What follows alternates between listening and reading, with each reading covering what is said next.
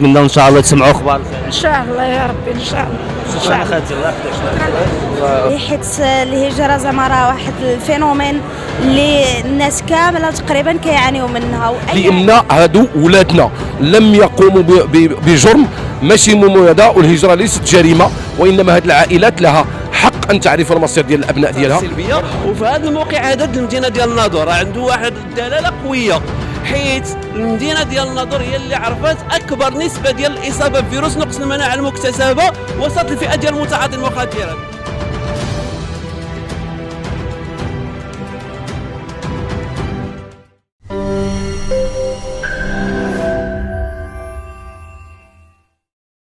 علي ولدي سميتو مرقوم زهير، خرج في 3 جانفي، فات الجزائر. نهار اللي دخلوا الجزائر هضر معايا قال لي ما راه حنا قريب نوصلوا لوهران. من ذاك الوقت مشاو في النهار قطعت الهضره في النهار. من ذاك النهار ما سمعنا عليهم حتى شي خبر، راهم يقولوا لنا راهم مشدودين تما في الجزائر والله اعلم. وانتم ما صيفطتوا شي واحد تما في الجزائر؟ صيفطنا والو ولدي، ما عندناش الطرق مبلعه في من اي مدينه انتم؟ ها منين انتم؟ مدينه بني بويعلى تفوغالت مع بيهم، مش اخويا وولدي وولد عمي وصديق ولدي وزوج بالقريه ديالنا، المهم 7 بهم. هذوكم 7 ما بانوا من ديك النهار؟ بانوا من ذاك النهار ما بانوش. وانتم واش مشيتوا عند المخزن درتوا شي شكايه؟ مشينا حتى بلاصه ما مشينا ليها. مشيتوا للقنصليه ديال الجزائر؟ لا والو ما مشينا والو. واحد السيد تما في الجزائر يهضر مع واحد الصديق في الخارج نسيبو يمكن تما في الجزائر، يبقى يقول لنا راهم تما الولاد راهم مشدودين ليه راهم ليه، حتى نهار اللي بقات نهار العيد الصغير قالنا راهم طلقوا لهم راهم جايين على رجليهم. لحد الان ما شفنا والو. ذاك النهار ديك النهار ما بانش عليهم شي خبر والو، ما كان والو. عاد شي ناس راهم يقولوا لنا راهم عاد مشدودين في الجزائر. دابا انت شنو الرساله ديالك اللي كتوصلي للمخزن والجمعيات؟ نوصل الرساله ديالي نطلبوا من خوتنا الجزائريين يهديهم الله، زعما حنا الامهات ما عندنا عيد ما عندنا فرح ما عندنا والو. يخلي طرق الدار غير صغار في الدار. انا اللي راني نجرب بوها راه مريض ما قدر يمشي لهاك ولا. وهذا الشيء اللي نقول زعما ديرون معنا شي حل الا كنشدوهم على شي لا هذا سميت الحشيش ولا راهم الجزائريه ديالهم اللي ورطوهم في هذا الشيء. حنا بغيو نساكن غير دابا غيطلقوا لهم وصافي لدوك الدراري. لهم ما بغيت والو ولدي، ما بغيت لا فرنسا لا والو. شحال في عمرو ولدي؟ تكون عنده 24 عام ولا 25 عام هكا. هي لاكارت ديالو. لا اله الا الله. هذه اللي ديال ولدي. هذه اييه هذه ديال خويا. ديال خوك. حتى هو ما بانش، حتى هو مع ولدي قران هو ولدي بعدا. وبالنسبه للجمعيات واش كيوقفوا معكم شي شويه في هذا الشيء؟ واش ايوا غير هذه الجمعيه نتاع السي حسن اللي رحنا متبعين وما نعرف راه يقول لك رحنا نديرو. ايوا ان شاء الله خالتي، ونتمنى ان شاء الله تسمعوا اخبار ان شاء الله يا ربي ان شاء الله. حسن عماري رئيس جمعيه مساعده المهاجرين في وضعيه صعبه، احدى الجمعيات اللي كتهتم بهذه المساله ديال الهجره، وخاصه في المرحله الاخيره اهتمينا بهذا الملف ديال المفقودين، الشباب المرشحين للهجره المفقودين سواء في المتوسط او الاطلسي او في الجزائر او ليبيا او في تونس او في طرق البلقان. إذن هذا الملف هذا ديال المفقودين فهناك العديد من الشباب المفقودين اللي كيحاولوا يهاجروا ما يسمى بالفردوس الأوروبي، ولكن للأسف كيتفقدوا في ظروف غامضة. هناك ناس اللي عندنا تفقدوا منذ 3 أيام أو 4 أيام، وعندنا الناس اللي تفقدوا منذ 10 سنوات. وبالتالي نحن نحاول أن نجمع العائلات وأن نساعد العائلات من أجل معرفة الحقيقة ومعرفة مصير أبنائهم إجراء هذه السياسات المنتهجة من طرف الاتحاد الأوروبي. وبالنسبه للسي العموري، بالنسبه للمجال التدخل ديالكم المباشر مع العائلات، يعني الطريقه ديال التدخل ديالكم، يعني كيفاش كتدخلوا ومع من كتنسقوا باش تعرفوا المعلومات على هاد المفقودين، يعني واش كاينين ولا ما كاينينش ولا في كاينين؟ اولا احنا بالنسبه لنا بالنسبه للعائلات اولا كننطلقوا من واحد المنطلق اساسي، اللي هو في هذا الاطار عملنا واحد الدليل للعائلات، اي من حق العائلات ان تعرف الحقيقه عن ابنائها، ومن حقها ان تسائل الدوله، ومن حقها ان تلتجئ الى مختلف المؤسسات، سواء الدرك، سواء الشرطه، سواء المجلس الوطني لحقوق الانسان، سواء جميع المؤسسات المتعلقه سواء البرلمانيين الى غير ذلك، لان هادو ولادنا لم يقوموا بجرم، ماشي مميزه، والهجره ليست جريمه، وانما هذه العائلات لها حق ان تعرف المصير ديال الابناء ديالها، وبالتالي نحن نساعدها في هذا المجال ونحاول ان تتكتل العائلات. وفي هذا الاطار في هذا المنتدى جبنا واحد العينه ديال العائلات اللي هما مفقودين في الجزائر ومفقودين في الاطلسي ومفقودين في المتوسط وايضا في ليبيا، وبالتالي نحاول ان نواكب العائلات والعمل ديالهم. وفي هذا الاطار هذا نحاول ان ننسق مع مجموعه ديال المنظمات الحقوقيه، سواء في تونس، سواء في المغرب، سواء في اسبانيا، سواء في ايطاليا، وايضا في الجزائر. ان الجزائر وضعيه اخرى، مجتمع مدني هش، مجتمع مدني نتيجه الوضع السياسي اللي كتعيشوا الجزائر الشقيقه، فالمجتمع المدني هناك، وبالتالي ننسق مع افراد.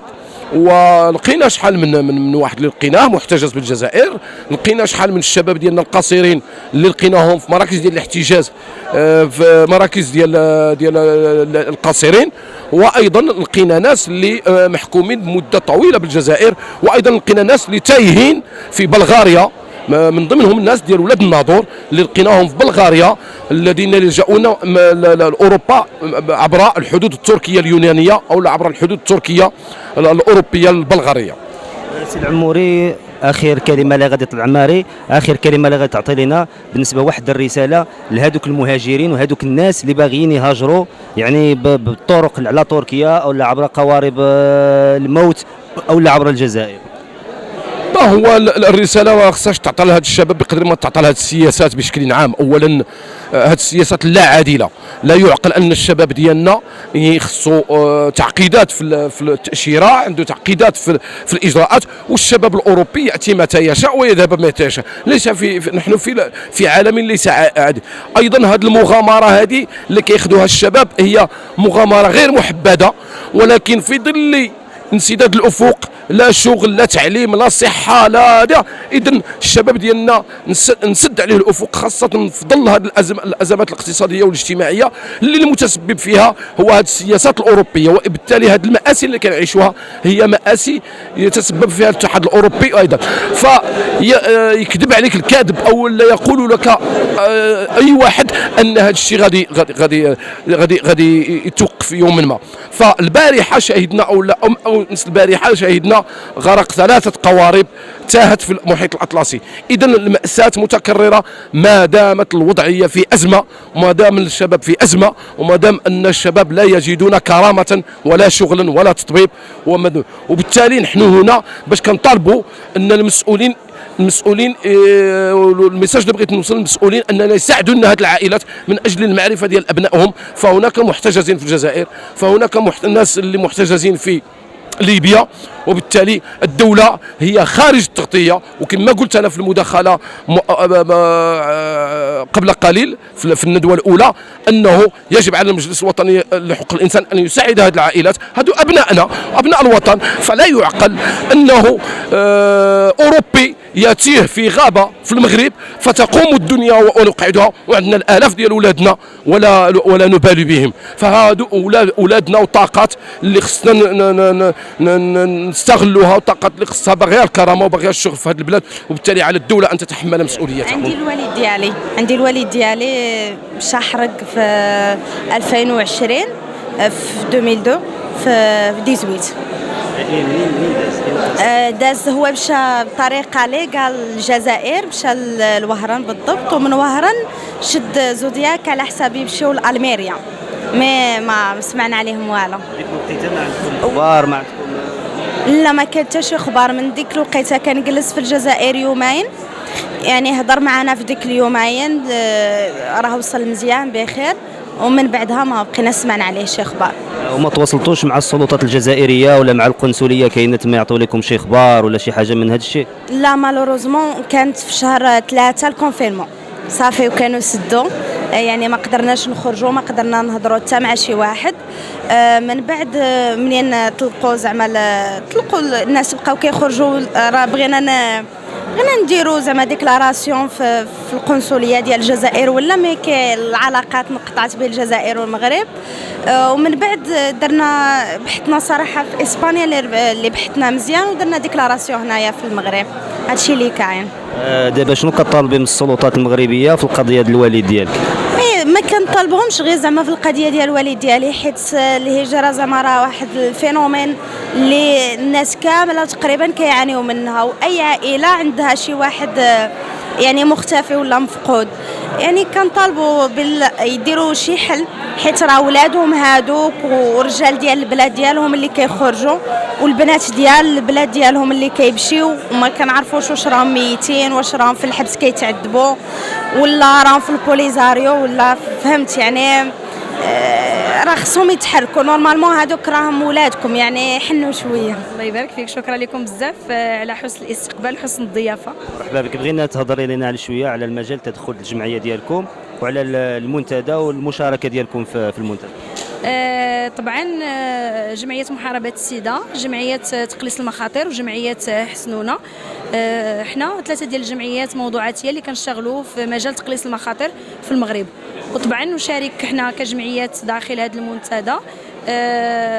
طبعا الى جانب المشاركه في اشغال وفعاليات هذا اللقاء اللي غيشاركوا فيه مجموعه ديال اعضاء وعضوات الجمعيات ب3.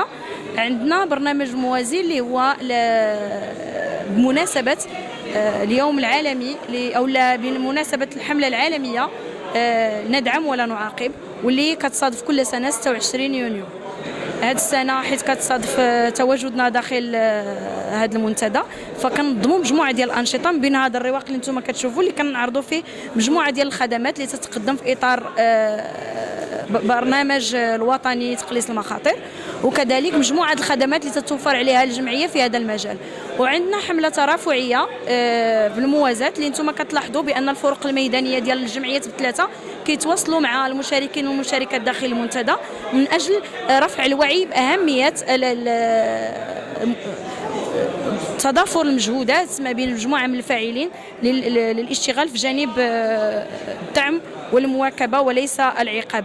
فعندنا ايضا مائده مستديره اللي هي مهمه اللي كتدخل في جانب الترافع ديالنا، اللي غتكون الموضوع ديالها هو الانتصار لمقاربه مبنيه على حقوق الانسان وعلى الصحة، وطبعا من خلال الممارسات الجيدة ومناقشة العقوبات البديلة والمتدرجة، خاصة وأن هناك مشروع قانون اللي كاين في هذا السياق.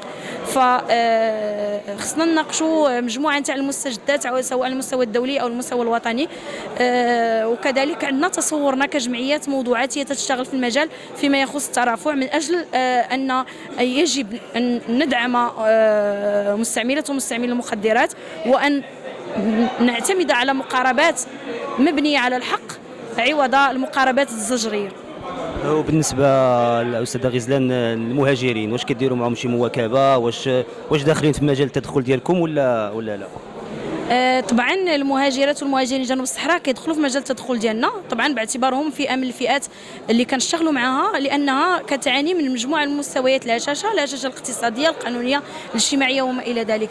فهم ايضا كيتعتبروا من بين الفئات الاكثر عرضه للاصابه، ماشي فقط بتعاطي المخدرات، ما كنهضرش عليهم في اطار تعاطي المخدرات فقط، وانما ايضا هم اكثر عرضه للاصابه بالسيدا والالتهاب الكبد الفيروسي سي والامراض المنقوله جنسيا. فنظرا للوضعيه ديالهم كيكونوا اكثر حاجه للتواصل ديالنا والوجود ديالنا والمواكبه والدعم ديالنا، من اجل انهم يستافدوا من الخدمات الصحيه اللي هي متوفره عندنا، سواء احنا كجمعيات موضوعاتيه 3 او الجمعيات الشركه ديالنا اللي كتشتغل معنا في مجالات اخرى، من اجل اننا نحاولوا نقدموا واحد سله الخدمات متكامله للمهاجرات والمهاجرين. طبعا انطلاقا من قناعتنا او مبادئنا اللي هي ذات مرجعيه حقوقيه، ذات البعد الكوني والشمولي. استاذه غزلان، اخر كلمه اللي ممكن تقوليها للمستمعين. طبعا احنا ايضا من داخل هذا المنتدى سننظم مسيره رمزيه اللي غيكون الشعار ديالها ندعم ولا نعاقب، وبغيت نوجه لجميع المستمعات والمستمعين او المشاهدات والمشاهدين باننا سر نجاحنا هو الاختلاف اللي بيناتنا، والمفروض هو اننا ندعموا بعضياتنا واننا نعتمدوا مقاربات جديده، مقاربات بديله، عوض اننا نحكموا او نوصموا بعضياتنا، لان الوصم والتمييز كيؤدي لنتائج وخيمه بزاف اللي كتؤدي الاضرار على الشخص اللي كنوجهوا له الوصم او للمجتمع ككل، لان هذاك الفرد كيبقى عنصر او عضو لا يتجزأ من هذا المجتمع، وبان حقوق الانسان هي كونيه غير قابله للتجزئ وما يمكنش لنا ننتزعها ونحيدها لاي مواطن او مواطنه. شكرا بزاف على المداخله ديالك معنا استاذه غزلان. شكرا لكم على انفتاحكم علينا، لان كما كنعرفوا الاعلام عنده دور مهم واساسي تقريب المعلومه للمواطنين وكذلك تصحيح المعلومات الخاطئه، فكنشكركم بزاف وكندعو جميع وسائل الاعلام انها تحاول تقرب المواطنين والمواطنات بأهمية هذه الحملة وأهمية الاشتغال ديالنا سواء في تقليص المخاطر تعاطي المخدرات أو في مجال السيدا والالتهابات الكبدية أو الفيروسية. شكرا بزاف. شكرا لكم حتى انتم. شكرا بزاف وشكرا التواجد ديالنا معكم في مدينة الناظور.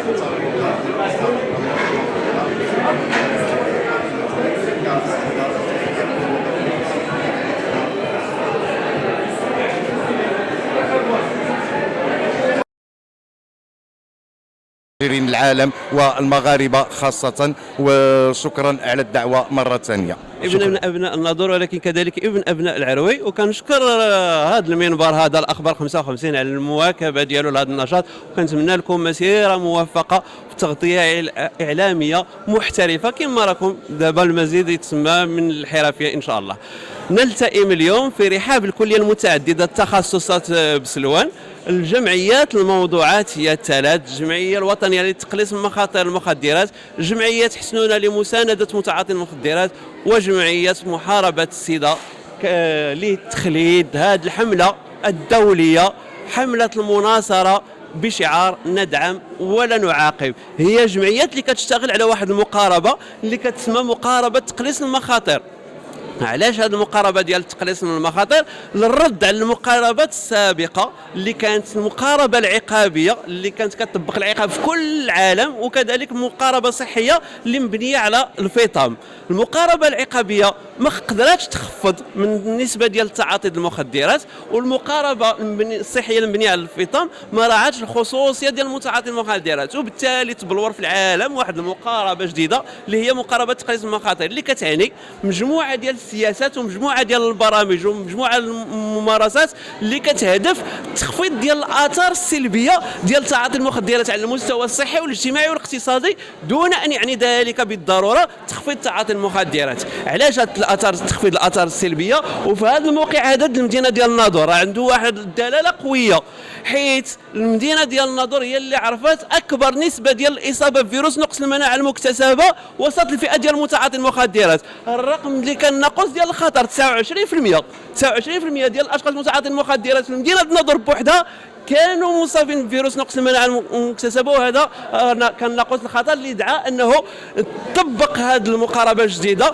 بالشراكه ما بين الجمعيه الوطنيه لتقليص مخاطر المخدرات ووزاره الصحه والحمايه الاجتماعيه ومؤسسه محمد الخامس للتضامن. ولاول مره في التاريخ ديال المغرب قدر ينخفض هذا المؤشر هذا من 29% ل 14% في اخر دراسه بيوسلوكيه، وما زال في المغرب كامل المدينه ديال الناظور اللي فيها اكبر نسبه اللي هي 14%، ما يستدعي المزيد من البذل ديال الجهد. اليوم كنلتئموا كاملين باش نقولوا باللي هذا تعاطي المخدرات راه ماشي طابو وماشي مسكوت عليه، وكاين الحل وكاين مراكز طب الادمان وكاين خدمات علاجيه، ولكن مازال الحقوق ديال هذه الفئه مهضومه ومنتهكه، وبالتالي مازال المخاطر الصحيه ديالها قويه. وبوحدنا ما يمكنش نجاوبوا على هذا الشيء بوحدنا. ما كايناش عائله اللي ما عندهاش مشكل ديال الادمان بكافه الانواع ديالو، سواء كان تعلق ادمان على التبغ ولا ادمان على الكحول ولا ادمان على القنب الهندي ولا ادمان على الكوكايين ولا الهيروين. والحل كاينه واحد خدمه صحيه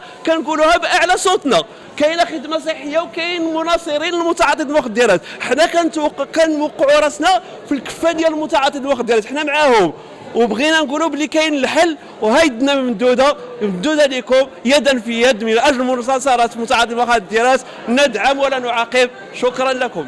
شكرا.